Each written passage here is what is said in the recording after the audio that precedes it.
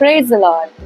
கர்த்தருடைய வேதத்தில் நம்ம ஒரு வசனம் வாசிக்க முடியுது. கர்த்தராகிய இயேசு கிறிஸ்து பேதுருவின் மாமியோட கையை தொட்ட உடனே அவளுடைய ஜுரம் அவளை விட்டு நீங்கிட்டு அவள் எழுந்து அவர்களுக்கு பணிவிடை செய்தாள் என்று நாம் பார்க்க முடியுது. இந்த சம்பவத்தை நாம் தியானிக்கும் போது அந்த வசனம் என்ன கூறுகிறது என்றால், இயேசு பேதுருவின் வீட்டிலே வந்து அவன் மாமி ஜுரமாய் கிடக்கிறதை கண்டார். இங்கே கிடக்கின்ற ஒரு அனுபவத்தை நாம் பார்க்க முடியும். நம்முடைய வாழ்க்கையில் கூட சில நேரம் கிடைக்கின்ற அனுபவம் நமக்கு சாத்தான் ஏற்படுத்தி விடுகிறான்.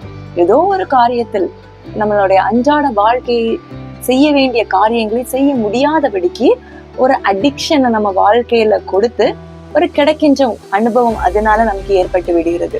அடிக்ஷன்ஸ் எப்படி வேணாலும் இருக்கலாம். ஒருவேளை சீரியல் அடிக்ஷன்ஸா இருக்கலாம், இல்லைன்னா மொபைல் அடிக்ஷன்ஸா இருக்கலாம், இல்லைன்னா கேம் அடிக்ஷன்ஸா இருக்கலாம், ஆல்கஹால், இன்னும் மூவிஸ், இன்னும் என்ன உங்களுக்கு தெரியும் உங்களுக்கு என்ன அடிக்ஷன் இருக்குதுன்னு.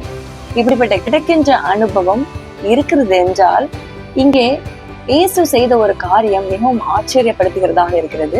கர்த்தராகிய இயேசு கிறிஸ்து கண் பார்வையற்றவர்களை பார்க்கும்போது அவர் கண்களின் மேல் கையை வைத்து குணத்தை கொடுக்கிறவராக இருந்தார். இந்த பர்டிகுலர் சம்பவத்தை நம்ம ரீட் பண்ணும்போது பேதுருவின் மாமியின் கையை அவர் தொட்டார். ஸோ அப்படிப்பட்ட அடிக்ஷன்ஸ்ல கிடைக்கின்ற அனுபவத்துல நம்ம இருக்கிறோம்னா, எந்த காரியத்துல நம்ம அடிமையா இருக்கிறோமோ அந்த காரியத்துல நம்முடைய கையை அவர் தொட போகிறார்.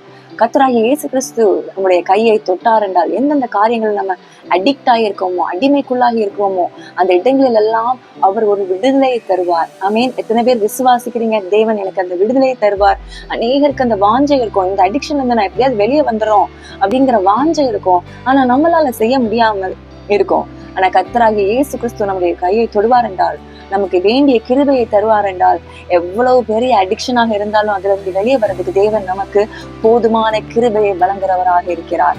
அவர் நம்முடைய கையை தொட்டு நம்ம அந்த அடிக்ஷன்ஸ்ல இருந்து வெளியே வந்துட்டோம்னா, எப்படி பேதுருவின் மாமி அவர்களுக்கு உடனே பணிவிடை செய்தாலோ அதே மாதிரி நாமும் கர்த்தராகிய இயேசு கிறிஸ்துவுக்காக எதையாகிலும் ஒன்றை செய்ய வேண்டும் என்கிற வாஞ்சை நமக்கு தினம் தினம் பெருகி கொண்டே இருக்கும்.